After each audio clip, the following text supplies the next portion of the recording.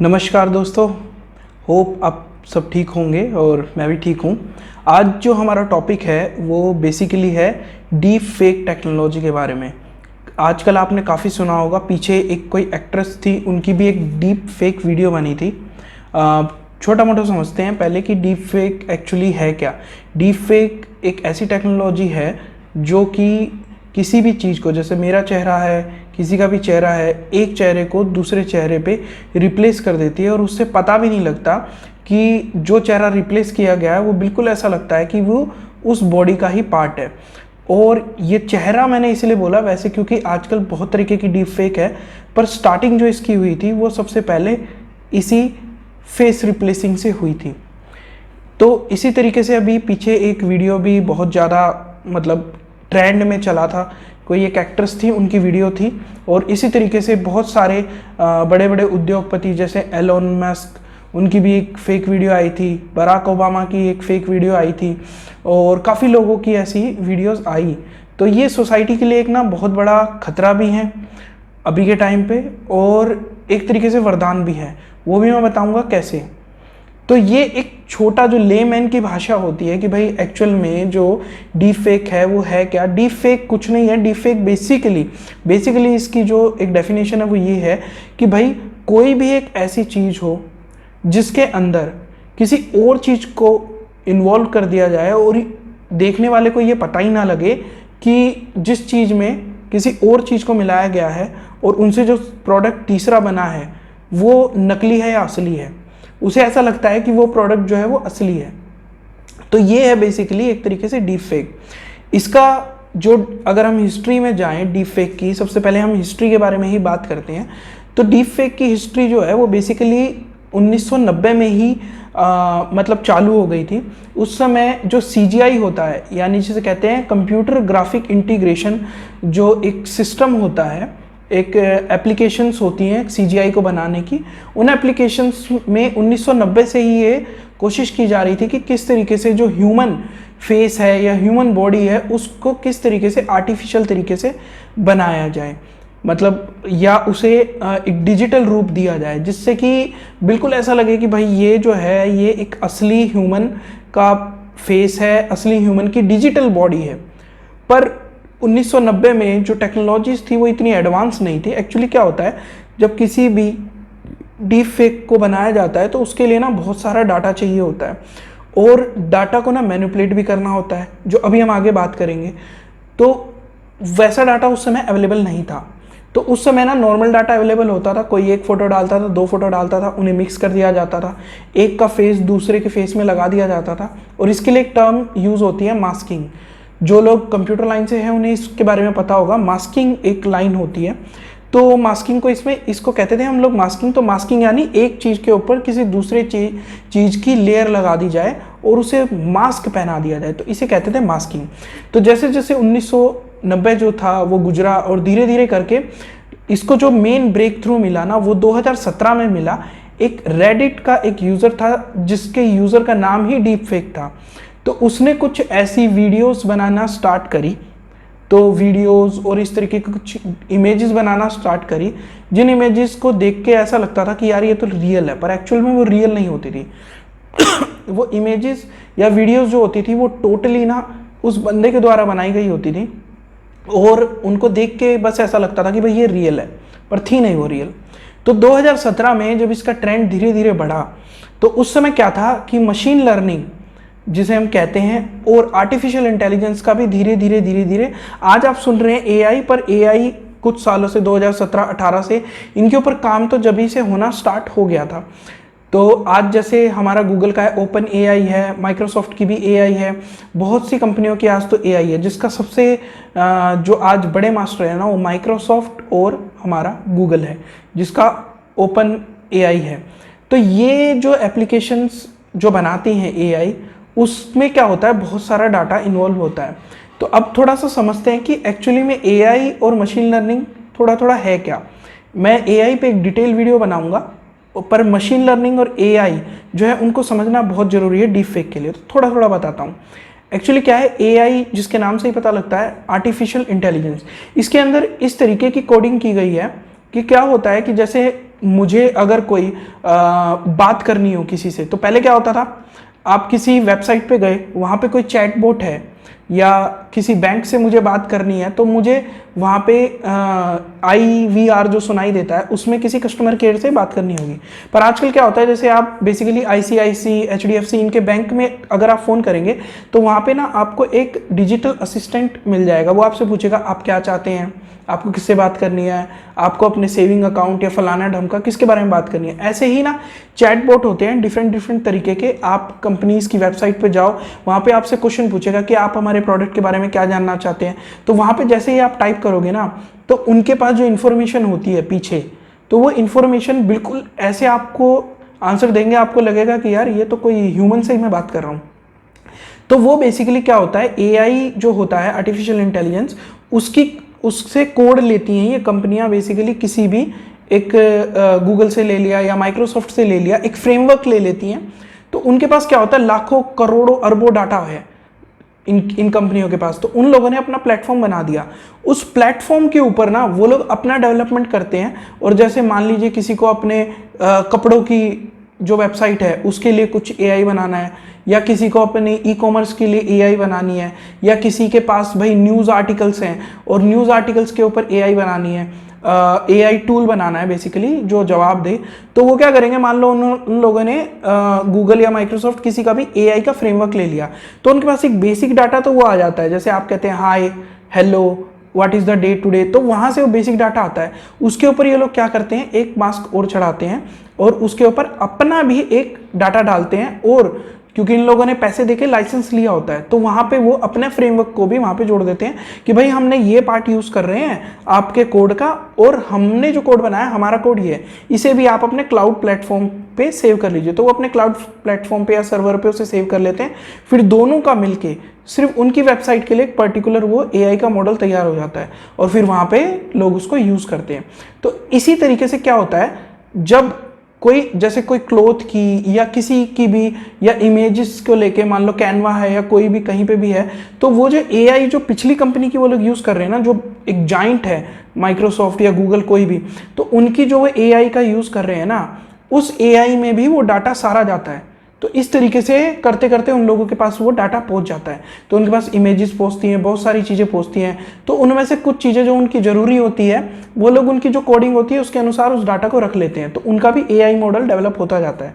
तो इस तरीके से क्या होता है, जैसे मेरी इमेजेस हैं तो कहीं से फेसबुक पे भी होंगी, कहीं और भी होंगी, और मेरी भी कोई इमेजेस अगर मान लो 50-60 इमेजेस खींच ले, तो वो AI उसको रेप्लिकेट भी कर लेता है और भी उसकी तरह तरह की इमेजेस बना देता है। जैसे मेरी सैडनेस की, मेरी हैप्पीनेस की, ठीक है, अलग अलग मूड्स की फोटोज बना देता है।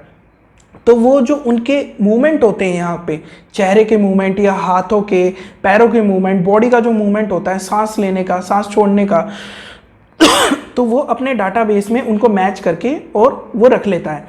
तो उसी के बेस पे जो डीप फेक होती हैं, अब यहाँ पे पॉइंट आता है कि डीप फेक जो होती हैं वो भी इसी तरीके से उन AI जो एप्लीकेशंस होती हैं, जो डाटाबेस होता है, जो फ्रेमवर्क होता है बड़ी बड़ी कंपनियों का, उनको यूज़ करके लोग बहुत सी ऐसी कंपनियां हैं जो डीप फेक अपने एप्लीकेशंस भी बनाती हैं। तो वो क्या करती हैं, वहाँ से उनका AI का डाटाबेस ले लेती हैं और जो अपना जो मास्किंग का डाटाबेस होता है वो उसको भी उसके ऊपर डाल देती हैं।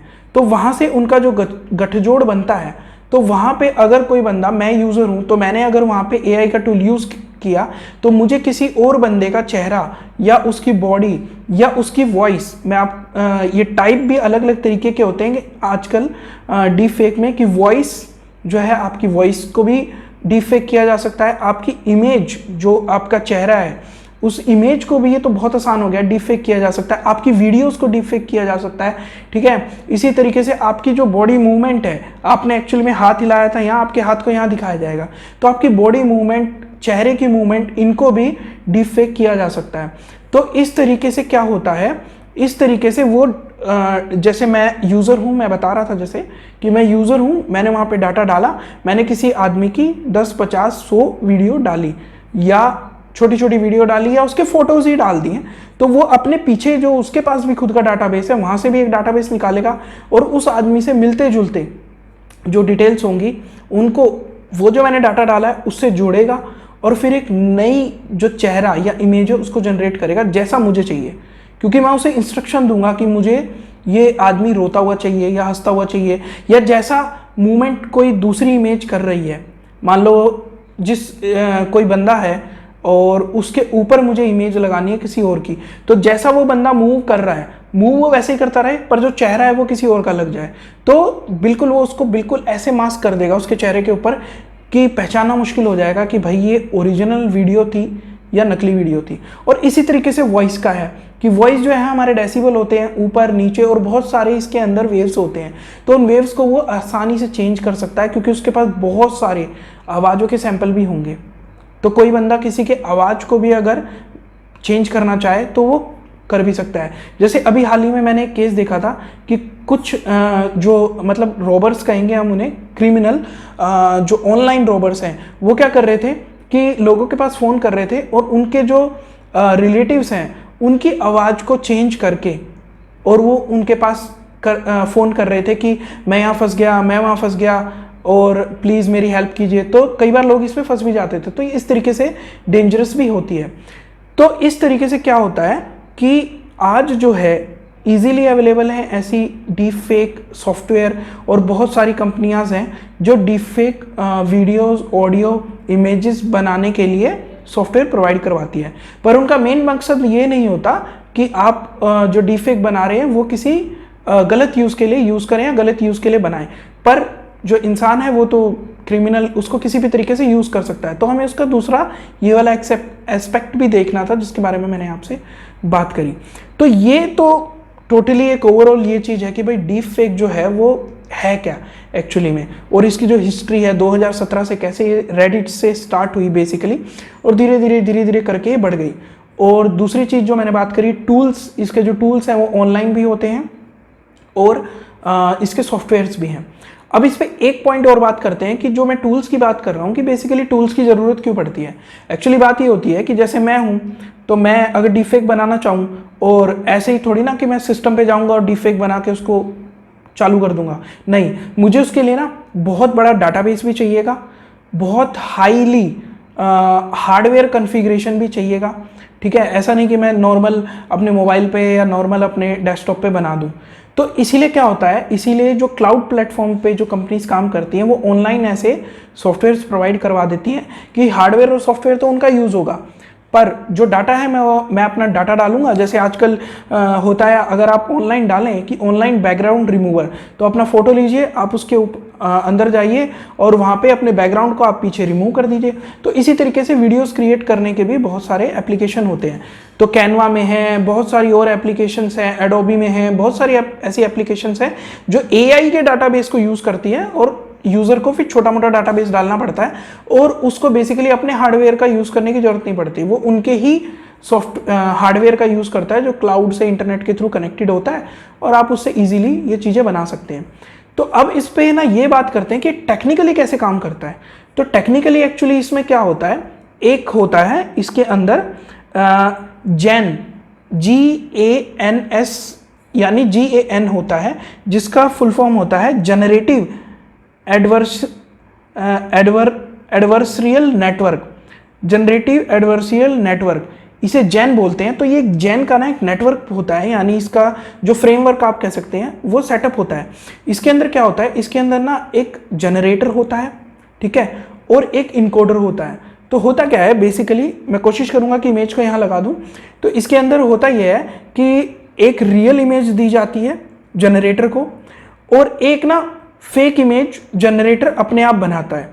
तो जनरेटर क्या करता है, रियल इमेज को लेता है, फेक इमेज को लेता है, और जहाँ जो फेक इमेज होती है उसको जहाँ रिप्लेस करना होता है ओरिजिनल चीज़ पे, उसके ऊपर वो रिप्लेस करता है। और वो इस तरीके के ना कई बार हजारों लाखों सिमुलेशंस बनाता है, और वो जो सिमुलेशन बनते हैं, यानी मेरे चेहरे पे अगर किसी और की मेरी बॉडी पे जो अभी चल रही है, तो उस पर किसी और का अगर चेहरा लगा के उसके बहुत सारे वो सिमुलेशन बनाता है, और फिर उसके बाद आगे भेजता है वो इनकोडर को। तो जो इनकोडर होता है वो क्या करता है, जो रियल वीडियो या इमेज या वॉइस होती है उससे उसको मैच करके देखता है, और देखता है कि यार अच्छा ये तो इससे कितनी मिलती जुलती है, ठीक है, चेहरा बदल गया तो जो फेशियल एक्सप्रेशंस हैं वो तो नहीं बदले, या आवाज़ जो है वो फट तो नहीं रही, और उसके बाद जो यूज़र होता है यानी जो क्लाइंट होता है जिसने वो सॉफ्टवेयर लिया होता है, तो वो उसकी भी कुछ उसी की तो मेन रिक्वायरमेंट होती है।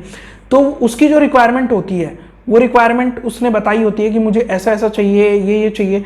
तो वो इनकोडर क्या करता है, उसकी रिक्वायरमेंट से भी उसे मैच करता है, और जो फाइनली उसे ये लगता है कि भाई ये जो सैंपल बना है ना, ये सैंपल बिल्कुल परफेक्ट है मेरे क्लाइंट की रिक्वायरमेंट के अनुसार, तो वो उसमें से कई सैंपल्स यूज़र को दिखाता है बेसिकली। तो यूज़र जो है, यूज़र फाइनली उसमें डिसाइड करता है कि हाँ ये जो है ये मैं लेके जाऊँगा, ये मेरे को यूज़ करना है, अपने प्रोजेक्ट में यूज़ करना है या किसी भी चीज़ में यूज़ करना है, वो उसे यूज़ करता है। तो फिर उसके बाद वो उसे एक्सपोर्ट करता है, और एक्सपोर्ट करके वो फाइनल इमेज, वीडियो या ऑडियो उसे मिल जाती है, और वो उसको ईजिली यूज़ कर सकता है। तो ये जो होता है, ये पूरा का पूरा जैन जो फ्रेमवर्क होता है, ये यूज़ होता है, जिसके अंदर हमारा जनरेटर होता है और इनकोडर होता है। तो इस तरीके से जो डीप फेक वीडियोज़ होती हैं या ऑडियो होती हैं या इमेजेस होती हैं वो बनाई जाती हैं। अब ये जो जैन होता है, ये जैन जो फ्रेमवर्क होता है, ये बेसिकली इसको ना बहुत तगड़ा हार्डवेयर और बहुत तगड़ा सॉफ्टवेयर कॉन्फ़िगरेशन चाहिए होता है, और इसको ना डाटाबेस चाहिए होता है बहुत ज़्यादा, और ये फुल्ली ना एआई पे काम करता है। जो इसका जनरेटर और इनकोडर होता है वो आर्टिफिशियल इंटेलिजेंस पे काम करता है टोटली। तो इसीलिए क्या होता है, इसको बेसिकली आम आदमी ऐसे ही नहीं बना सकता, इसको ना बेसिकली ज़्यादातर बड़ी बड़ी कंपनियाँ बनाती हैं और फिर इसे प्रोवाइड करवाती है, जिन्हें लोग परचेज करते हैं और उससे ये वीडियोस, ऑडियो या इमेजेस बना लेते हैं। तो ये तो है हमारा कि किस तरीके से टेक्निकली इसे बनाया जाता है। अब हम बात करते हैं कि जो डीप फेक जो टेक्नोलॉजी है, उससे जो वीडियोस, ऑडियोज या इमेजेस बनाई जाती हैं, तो वो एक्चुअली कैसे डिस्टर्ब कर सकती हैं सोसाइटी को। तो एक्चुअली क्या होता है, अभी हमारा जो गवर्नमेंट है, ministry of electronics and IT, जिसे हम कहते हैं मिटवाई, इंडिया की जो आईटी मतलब गवर्नमेंट जो फर्म है जो इनके ऊपर देखभाल करती है, उसने भी कहा है कि इसको काफ़ी तरीके से यूज़ करके और फेक प्रोपोगेंडा या फेक चीज़ें, न्यूसेंस पब्लिक में फैलाई जा सकती है। तो इसके लिए क्या है, जैसे बहुत सारी चीज़ें हैं, जैसे मैंने नोट डाउन की है कि ये इससे ना पब्लिक जो मीडिया होती है उसको भी डिस्टर्ब किया जा सकता है। मान लीजिए कोई फेक वीडियो बना दी और उस वीडियो के अंदर कोई नेता कह कुछ रहा है पर उसे दिखाया कुछ और गया है, या कोई ऐसा मास लीडर जो कह कुछ रहा है उसे दिखाया कुछ गया है, किसी के हाव भाव को किसी और तरीके से दिखाया गया है, किसी एक्ट्रेस का मिसयूज़ किया गया है, या हो सकता है किसी आम आदमी का भी इसमें कोई ऐसा ऑडियो या वीडियो बना के उसको यूज़ कोई क्रिमिनल कर रहा हो, तो उससे भी बिल्कुल ही उसकी लाइफ को मतलब डिस्टर्ब किया जा सकता है। तो ये चीज़ें हमें इससे बचना होगा। मैं अभी बताऊंगा कि इसके लिए क्या स्टेप उठाए जा सकते हैं और क्या स्टेप उठाए जाते हैं। इसी तरीके से रियल फेक पॉलिटिकल जो वर्क है उसमें भी इसे यूज़ किया जा सकता है। सिक्योरिटी रिस्क, यानी मान लीजिए अगर किसी का लॉक है, कोई कहीं पे लॉक खुलता है और वो लॉक किसी के चेहरे से देखने पे खुलता है, ठीक है, और उसके चेहरे के हाव भाव से खुलता है या आंखों के रेटिना से खुलता है, तो डीप फेक से वो भी बनाया जा सकता है। या किसी की वॉइस कमांड से कोई चीज़ चलती है तो उस वॉइस को भी चेंज करके उसको उस कमांड में चेंज किया जा सकता है। तो ऐसी भी बहुत सी चीज़ें हैं। ऐसे ही जो पर्सनल प्राइवेसी कंसर्न है, जैसे कि किसी की प्राइवेसी को लीक करना, कोई बंदा है उसकी कोई चीज़ है, ठीक है, उसकी इमेजेस को लेके किसी और की इमेजेस पे लगा के उसको यूज़ किया जा सकता है, ठीक है। और जैसे मैंने आपको बताया ये केस कि किसी और की ऑडियो पे किसी और को कॉल करके उनको थ्रेटन किया जा सकता है या इस तरीके की चीज़ों का यूज़ किया जा सकता है। अब ये तो हो गया पूरा भाई जो डीप फेक है वो होता क्या है, टेक्निकली ये कैसे काम करता है और किस तरीके से ये आया था। अब बात करते हैं कि इसको पहचाना कैसे जाए। एक्चुअल में जैसे आज 2024 चल रहा है, तो इस टाइम भी जो डीप फेक टेक्नोलॉजी है वो हाँ मानते हैं कि बहुत ज़्यादा हाई लेवल तक बढ़ चुकी है, ठीक है, पर वो इतनी हाई नहीं हुई है कि कुछ चीज़ों को देख के ना पहचाना जा सके। जैसे कि अभी आप मेरा वीडियो देख रहे हैं तो आपको बिल्कुल परफेक्टली लगेगा। तो जैसे मेरा वीडियो है, पीछे बैकग्राउंड है, ठीक है, और या मेरे चेहरे के एक्सप्रेशन है, मेरे बाल हैं, तो डीप फेक में ना ज़्यादातर जो डीप फेक बनाई जाती हैं आज के टाइम भी, अभी भी 2024 में, आगे का पता नहीं कि क्योंकि टेक्नोलॉजी बढ़ेगी तो वो कैसी और बनाई जाए और भी उसमें रियलिटी आ जाएगी, डाटा बढ़ेगा, रियलिटी आएगी, तो आगे के फ्यूचर में नहीं कह सकते। पर अभी 2024 में भी, 2024-25 में जो अभी 80% भी जो आपके पास वीडियो खासकर जो आती हैं और ऑडियो जो खासकर आती हैं वो फटी होती हैं, या जो इमेजेस होती हैं उनके पीछे का जो बैकग्राउंड है वो मेन इमेज से मैच नहीं करता कई जगह। तो उससे देख के ना यूज़र ये पहचान सकता है कि हाँ यार ये डीप फेक है। या जो उनकी मूवमेंट होती है, जो उनकी मूवमेंट और रोटेशन होती है, वो उनके जो आसपास का बैकग्राउंड होता है या जो उनकी बॉडी होती है उससे कई बार मैच नहीं करता। तो उससे भी आप ये पहचान सकते हैं कि वो मतलब एक तरीके से डीप फेक है वो वीडियो। और कई बार क्या होता है, जैसे जो चेहरा लगाया जाता है उसमें वो चेहरा कई बार हिलता ही नहीं, उसके एक्सप्रेशन जरूर होते हैं, पर जब बॉडी हिल रही है, बॉडी मूवमेंट हो रही है, तो यहाँ से ये, क्योंकि यहाँ से अगर वो लगाया गया है चेहरा, तो इससे नीचे वाली बॉडी अलग मूवमेंट कर रही है, ये वाली बॉडी कई बार अलग मूवमेंट नहीं करती। तो इस तरीके से डीप फेक्स को पहचाना जा सकता है। आप गौर से देखिए, आजकल बहुत ऐसी वीडियोज़ और ऑडियो आ रही हैं। और आजकल ना ऐसे कुछ सॉफ्टवेयर्स भी हैं ऑनलाइन, आप ऑनलाइन उन्हें आसानी से सर्च कर सकते हैं कि how to identify deep fake using online software. तो बहुत से ऐसे सॉफ्टवेयर भी हैं, उनके अंदर जाके भी वो डीप फेक को एनालाइज कर लेते हैं, पर उन पे कई बार ज़्यादा भरोसा भी नहीं किया जा सकता, क्योंकि वो भी एक तरीके से मशीन लर्निंग और एआई का ही यूज़ करते हैं। तो ये तो है भाई, ओवरऑल जो डीप फेक है वो होता क्या है। तो ये मैंने बिल्कुल कोशिश करी है कि कितनी सिंपल लैंग्वेज में इसे बनाया जाए, ताकि कोई भी जो आम व्यक्ति है, बच्चे हैं, वो भी इसे समझ सके। नहीं तो बहुत सारी टेक्निकल चीज़ों को मैं भी डाल सकता था, पर मैंने कोशिश उनको अवॉइड करने की करी। छोटी सी छोटी डिटेल को कोशिश करिए कि सिंपल लैंग्वेज में मैं समझाऊं। तो प्लीज़ अगर आप लोगों को ये वीडियो अच्छी लगी है ना, तो प्लीज़ इसको शेयर कीजिए, और वीडियो को ना प्लीज़ जो भी है ना आप देखें तो लास्ट तक देखिएगा, आपको बहुत मज़ा आएगा, बहुत नॉलेज मिलेगी। और अब एक चीज़ और है, एआई आर्टिफिशियल इंटेलिजेंस, अगली मैं किसी वीडियो में आर्टिफिशियल इंटेलिजेंस के बारे में भी बताऊंगा। और कुछ चीज़ें ऐसी हैं जैसे कि अटैकिंग ड्रोन्स, आजकल किस तरीके से टेक्नोलॉजी का यूज़ हो रहा है, मैं उसके बारे में भी आपको आगे बताऊंगा। और प्लीज़ एंड प्लीज़, जो भी आपके दिमाग में भी कोई ऐसी कोई भी चीज़ हो, कुछ भी आपके दिमाग में कोई क्वेश्चन हो, या आप चाहते हो कि मैं किसी और टॉपिक पे भी वीडियो बनाऊं, तो आप प्लीज़ नीचे कमेंट में डाल दीजिए। मैं उस पर रिसर्च करूंगा और उसे सिंपल वर्ड्स में समझाने की पूरी कोशिश करूंगा। तो thank you for watching this video. मिलते हैं आपसे अगली वीडियो में।